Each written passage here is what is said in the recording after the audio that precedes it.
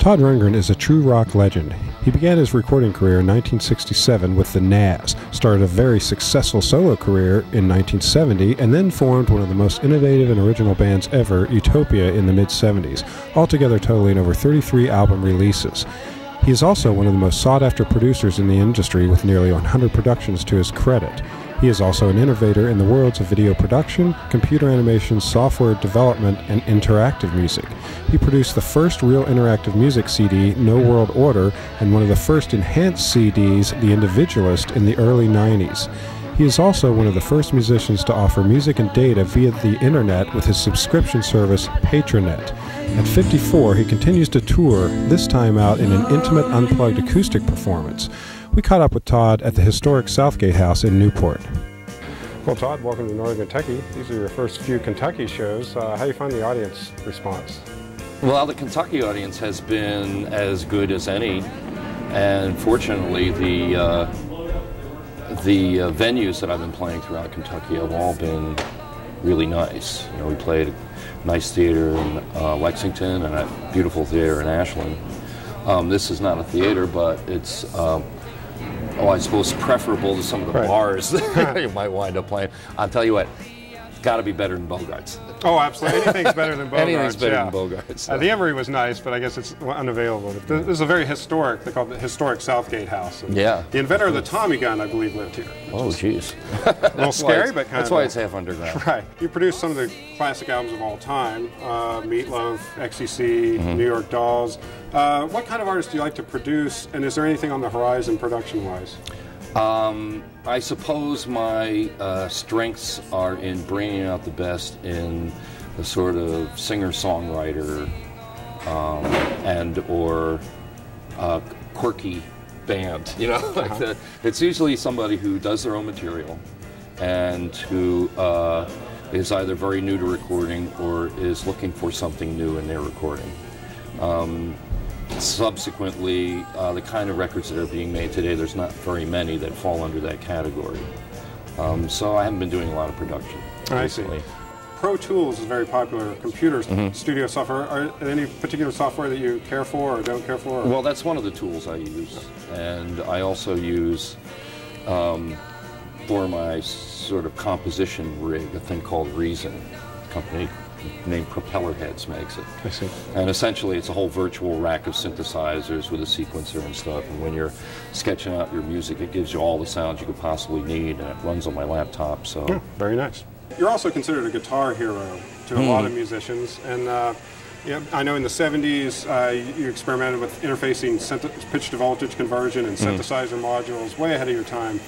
What do you think of some of the gear that's out now? So, like the loop samplers and a lot of great gear. Anything excite you? Well, I actually travel with the loop sampler, but I can't say I've figured out how to use it or gotten fully comfortable with it. Possibly in the future I'll be able to do that. I think that it's hard to find material that goes with that. You know, if you're going to use a loop sampler, it has to be like sort of repetitive. Things have to be repetitive in a way, and so I don't get a lot of use of it out of it normally. But I do use it to to get a consistent sound wherever we go. And I use the amp modeling and the various other things inside it. I've been using as my main amplifier a Line 6 amp that essentially allows me to get any sound I can imagine out of it. So it emulates the sound of other amps. Yeah, it's all this acoustic modeling stuff, so it emulates other amps and cabinets and even miking configurations and stuff. How are you distributing your music these days? I know you're not under a contract, or are you? I'm not under any long-term contract to distribute new music. The sort of traditional contract where you would sign up for some number of albums and take a big advance and get chunks of cash from the label. I don't have that arrangement anymore. I got out of my traditional record company commitments early in the 90s, not because, or not solely because it was harder to get a contract, but because I had ideas that I wanted to experiment with, and record companies did not seem to have the imagination to go along with it. Case in point, I thought that my music should be available on a server in order to either download it or listen to it in a recontextualized situation. And at that particular time, the labels just wouldn't hear of it. And so I figured if I got into a contract with someone, they're just going to give me, you know, they're just going to chafe me every time I want to do something that's unusual. And as it turned out, you know, their unwillingness to put music on servers turned out to be their undoing. Right. And they still haven't caught up. You've released a wealth of rare and live material to the Japanese market. I hear there's some plans for some domestic release of some of this material? We have an arrangement and a relationship with a label called Sanctuary. And we have a large archive of stuff that every time we do any sort of performance that's recorded, we get a copy of it and the rights to use it. And a lot of it's just been accumulating since the 70s. We gave them the right to sort of plumb through it and find whatever they thought was viable, and then I vet it. I look for flaws, fatal flaws in the performance, and do whatever I can to improve the quality of the sound, and then they release it. So that'll be ongoing. I'm not sure what the full term of that is, but I know that they're going to be releasing not only regular CDs, but also DVDs of some video shows that we've done, and surround sound, possible surround sound audio as well. Any possibility of the Raw show being released on DVD? I don't know that that exists anywhere on tape. The only time that it was ever filmed was for the BBC, and it wasn't the entire show. It was just excerpts from the show. I see. Would you like to brag a little bit on your son? I understand he's quite the baseball player. Well, we're not yet to the point of bragging. You know, he's happy, I think, with where he's at, and the team is happy with where he's at, but he's still in the minors, and it's only the beginning of the season.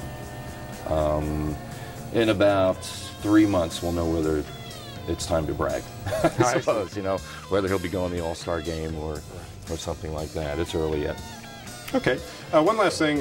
My favorite line of yours is, and the music plays forever and it captures every ear, and the sound of barriers crashing down is the sweet harmony you hear. Are you generally an optimistic person? Well, there's a lot of optimism in your music. And there is optimism in my music, although it doesn't come from a sort of, you know, a hippie, trippy place. I see into the souls of men, you know, and what is possible and what is actually real and there. And that's what I try and sing about. And so I sing about hope, just to remind people that there is such a thing. But that doesn't mean that there's any assurity of getting there without personal transformation. So that's the other theme that runs through most of my music, is personal transformation. I see. You've had a huge fan base that's followed you over decades. Do you think some of the sort of spiritual nature of some of your material might attribute to that? It may. I've striven for most of my career to write material that would not lose its potency over time.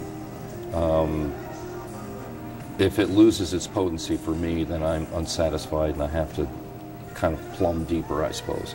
But for the most part, I've tried to write songs that if you go back to them later,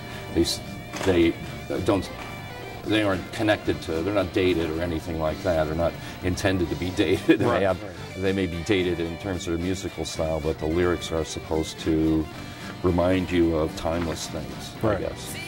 Well, you've succeeded greatly. Hopefully, thanks. Especially the first Utopia album is still, that time hasn't even come yet, you know. I guess. That's, well, it certainly doesn't look like it nowadays, No, it sure doesn't, but we'll hope for the best. Okay. Well, Todd, thanks a lot. My pleasure.